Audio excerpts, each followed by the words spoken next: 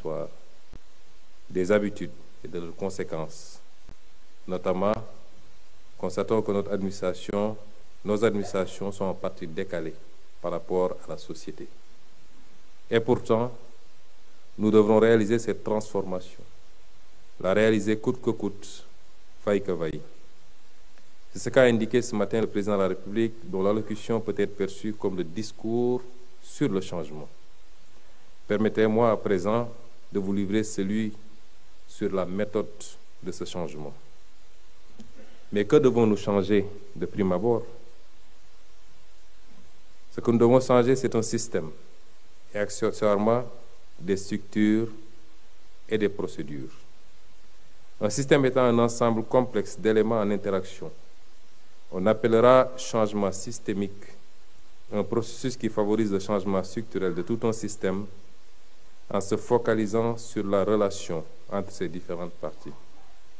Un changement systémique vise à s'attaquer aux causes d'un problème et pas seulement à ses effets. Pour l'autorité politique, il y a différentes façons de gouverner et de conduire le changement. J'en citerai deux. Procéder par édiction de normes et de directives en décidant simplement ce qu'il faut faire et en s'en remettant au jugement futur du citoyen électeur. Ou alors, travailler de concert avec les différentes composantes de la société, en délibérant et en négociant les orientations à prendre.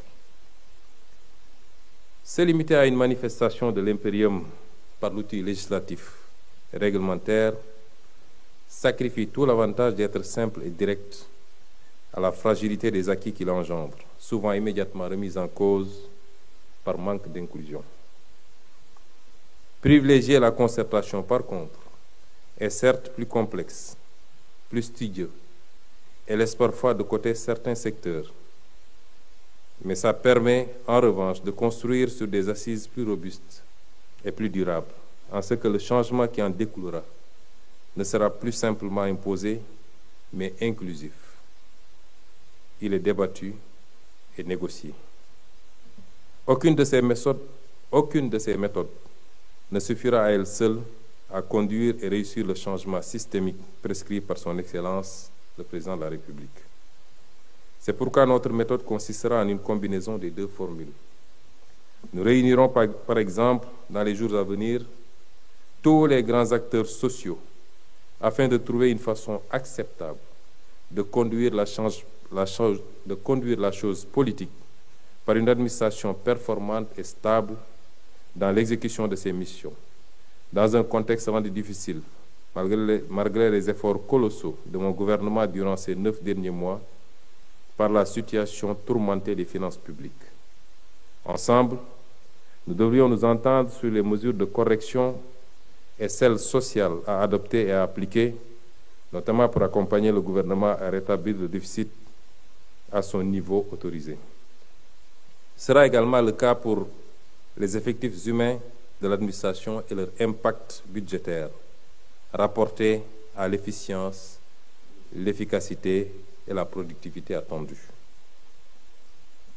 Ce sera le cas également du système de rémunération dans la fonction publique qui, du fait des errements politiques dans sa gestion des 20 dernières années, a cessé d'obéir aux normes édictées pour la sauvegarde des équilibres salariaux, gage de stabilité et de sérénité dans l'administration. La commande publique, qu'il convient de rationaliser également. Pour la plupart de ces chantiers, nous ouvrirons les concertations nécessaires, telles que le chef de l'État en a jeté les bases avec l'organisation, dès les premières semaines de sa présidence, des assises de la justice, qui en annoncent beaucoup d'autres. Nous veillerons ensuite à la fidèle normalisation et à la correcte exécution des conclusions qui en découleront. Mesdames et messieurs, chers participants, exécution. Voilà en réalité le ventre mou de notre administration. La mauvaise conscience des décideurs politiques, car beaucoup de choses ont été conçues sur la base des mêmes diagnostics et constatations que nous faisons aujourd'hui, pour ensuite être rangées dans des tiroirs de sorte que les colossaux efforts humains et financiers consentis deviennent 20. Créé par décret numéro 2017-231 du 7 avril 2017, dans la foulée du Forum national d'administration tenu en avril 2016, le comité de modernisation de l'administration publique en est la parfaite illustration. Cet organe de gouvernance du programme d'appui à la modernisation de l'administration, le PAMA, placé sous l'autorité du Premier ministre, n'a jamais été fonctionnel.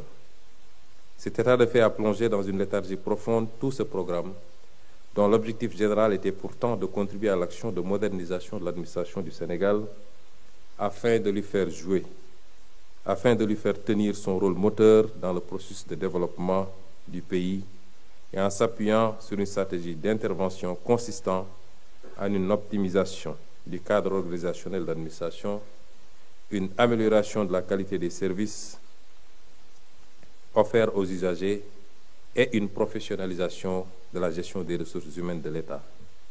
Aussi, la déconcentration et la décentralisation, la gestion axée sur les résultats, le renforcement des capacités de conception et de gestion des politiques publiques, la loi de la fonction publique, la charte de qualité générale de l'administration, le nouveau système de rémunération, le code de déontologie des agents publics, la loi d'orientation de l'administration territoriale, la charte de la déconcentration, le schéma directeur de modernisation de l'administration, et j'en passe, sont autant de chantiers prioritaires, voire vitaux, suspendus depuis bientôt 10 ans. C'est pourquoi nous avons entrepris de relancer ce programme en le restructurant pour l'adapter aux priorités et impératifs du nouveau référentiel des politiques publiques, la vision Sénégal 2050.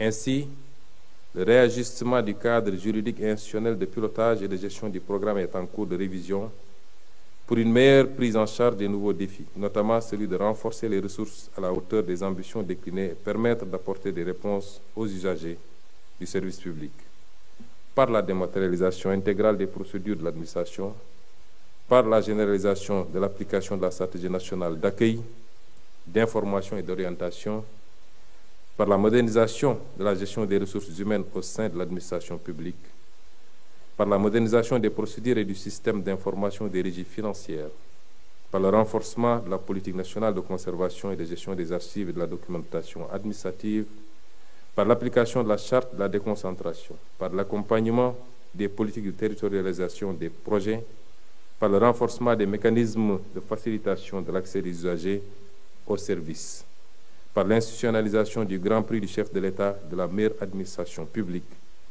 et par la généralisation de l'application de la gestion axée sur le résultat.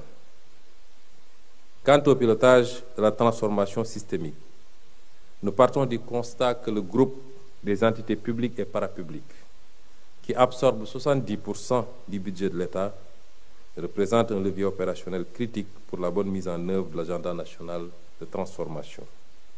Mesdames, Messieurs, cette importante rencontre devra être donc le premier jalon pour les acteurs publics que vous êtes, d'une bonne appropriation et d'une bonne compréhension de la vision et du master plan, afin que chacun d'entre vous puisse participer activement à sa mise en exécution. Dans le cadre de chaque structure, dans ce cadre, chaque structure devra disposer, dans les plus brefs délais, d'un contrat de performance avec des objectifs alignés à la lettre de politique sectorielle de sa tutelle. Lettre qui, elle-même, doit être impérativement alignée au master plan 2025-2034. Par ailleurs, au regard de la faible performance actuelle du portefeuille des entreprises publiques et parapubliques, nous avons impulsé un processus de pilotage global centralisé et plus stratégique dans l'optique de les rationaliser, d'améliorer leur gouvernance. Le vérificateur général, aujourd'hui, ce matin, nous a fait étalage d'un certain nombre de manquements. Je n'en citerai que le fait qu'aujourd'hui, quasiment aucun des conseils d'administration ne respecte les standards d'un bon conseil. De restructurer les entités déficitaires afin de faire émerger parmi elles de véritables champions publics locomotive de la dynamique nationale de transformation. Le tableau de bord ci-devant sera désormais le vôtre.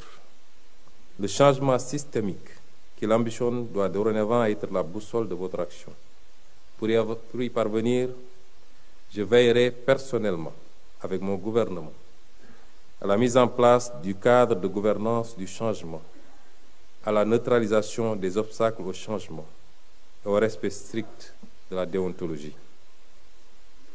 En effet, la réussite de cet agenda national de transformation Sénégal 2050, dans ses déclinaisons périodiques, exige une réforme en profondeur de la gouvernance depuis la présidence de la République, où sera logé le Conseil présidentiel, jusqu'au dernier échelon déconcentré et aux entités décentralisées. À la primature, nous veillerons premièrement à l'opérationnalisation et à la dynamisation du comité de modernisation d'administration publique, structure de supervision et d'appui pour conduire la réforme et le renouveau de l'administration. Deuxièmement, à la mise en place d'une structure chargée de coordonner et de suivre la mise en œuvre des projets avec des objectifs clairs, des indicateurs d'effet et des indicateurs d'impact précis. Ce schéma devra dicter dès lors l'organisation verticale et horizontale de l'administration.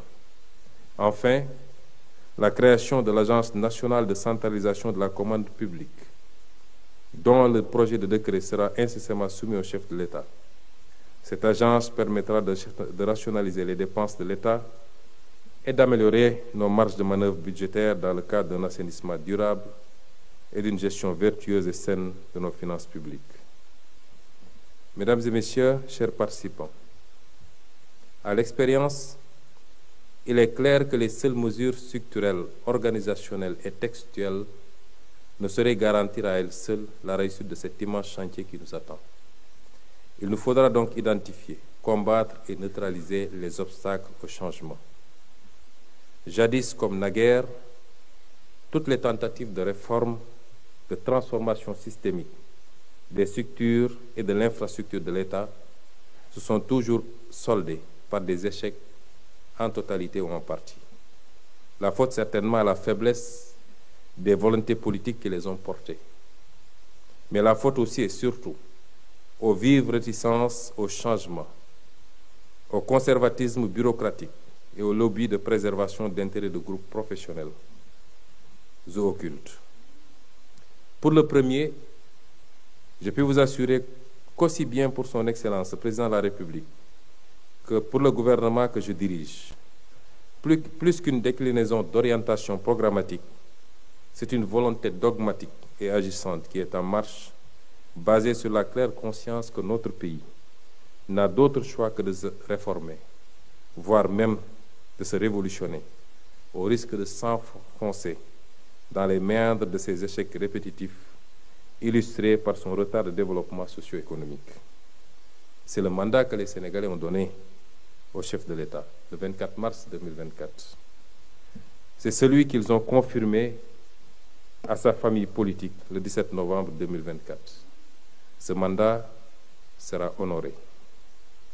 Quant au second, qui vous concerne précisément, mesdames et messieurs les administrateurs et managers, ainsi que les équipes que vous dirigez, aucune réticence ou entrave à la volonté politique exprimée par le détenteur du suffrage et chef de l'administration ne peut et ne sera tolérée, excepté les cas où il s'agit de s'ériger contre les ordres manifestement illégaux ou de lancer des alertes contre des pratiques en conflit avec la transparence et la déontologie, ce que nous encourageons fortement. Hormis donc ces cas, je m'évertuerai en tant que chef du gouvernement à ce que notre administration suive le processus enclenché dans la plus stricte discipline. Le contraire conforterait l'idée souvent émise de la présence à côté et certainement en dessous de l'état apparent d'un état profond, souterrain, d'une hiérarchie parallèle, informelle, qui détiendrait secrètement le pouvoir décisionnel, survivant aux alternances politiques, se maintenant de façon cohérente et regroupant des représentants d'intérêt d'un establishment. Mon gouvernement agira avec toute l'énergie nécessaire contre toute entrave vicieuse au processus de transformation. Mesdames, Messieurs, chers participants, je ne saurais conclure cette allocution sans vous lancer un appel solennel à bannir et à combattre radicalement toute forme de déviance et de manquement à l'éthique et à la déontologie qui vous régissent. Notre administration est souvent, hélas, sous le feu de la rampe, traversée par des vagues impudiques de dossiers se rapportant à des faits de corruption, de surfacturation de marché, de trafic d'influence, de détournement de deniers publics, de prévarication foncière et immobilière. Est-il utile de rappeler qu'à l'indice de corruption, notre pays est classé au 123e rang sur 190 pays.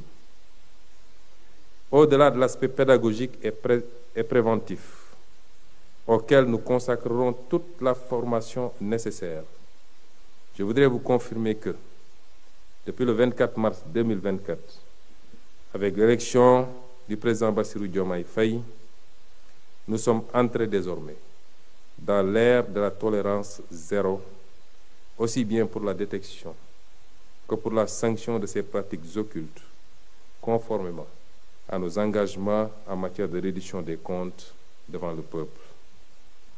Mesdames et Messieurs, voilà donc au seuil d'une nouvelle page qui s'ouvre pour notre pays, pour notre administration, notre secteur public et parapublic. Écrivons-la ensemble de la plus belle des manières, selon la vision, les orientations et la volonté du président de la République, chef de l'État. Car en effet, depuis des décennies, notre capacité de se rencontrer, de débattre et de négocier s'est nettement détériorée, entraînant avec elle une crispation et un manque de confiance des acteurs, un immobilisme que la plupart ont fini par légitimer comme la moins pire des solutions. Fort heureusement, une nouvelle génération vient vous rappeler l'importance d'agir ensemble pour hisser l'État à la hauteur du peuple qu'il sert. Car la démocratie, c'est plus qu'un vote tous les 5 ans. C'est surtout notre capacité à réussir des mutations qualitatives pour les vivants et pour les générations futures. Sur ce, je déclare close la première édition de la conférence des administrations et managers publics et vous remercie de votre aimable attention.